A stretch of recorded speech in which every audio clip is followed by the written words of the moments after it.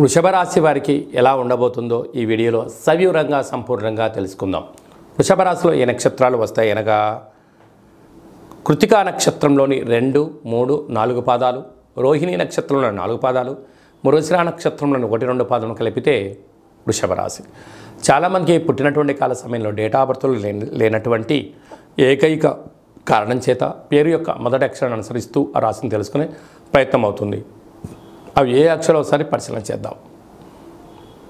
ఈ, ఉ, ఏ, ఓ, వా, వి, ఉ, వే, ఓ అక్షరాల వారందరూ వృషభ రాశి జాతకులే.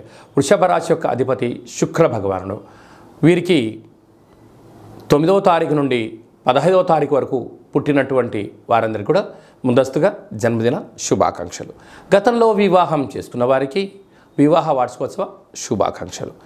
వీరికి పంచమ స్థానంలో కేతువు, రాజ్యస్థానంలో కుజుడు మరియు శని సంచార స్థితి, లాభస్థానంలో రవి, శుక్ర, రాహు సంచార స్థితి, వ్యయంలో బుధుడు, గురు సంచార స్థితి ఉండడం వలన వృత్తులలో, ఉద్యోగాల్లో, అలాగే కిరాణం షాపులు, అలాగనే వ్యాపార సంస్థలు నడిపించేటువంటి వారందరూ కూడా సాఫ్ట్వేర్, హార్డ్వేర్, వస్త్ర వ్యాపారాలు, స్వర్ణకారిత వ్యాపారాలు చేసేటువంటి వారందరూ కూడా ఎంతో జాగ్రత్త అవసరం. ఎందుకనగా వ్యయంలో గురువు, బుధుడు సంచారం చేయడం వలన అప్పుడే యోగము, అప్పుడే విచారము, అప్పుడే కొత్త ఆలోచన అన్నీ వెంట వెంట జరుగుతూ ఉంటుంది. కనుక అనేక రకాలైన సమస్యలు పొంచి ఉంటున్నాయి.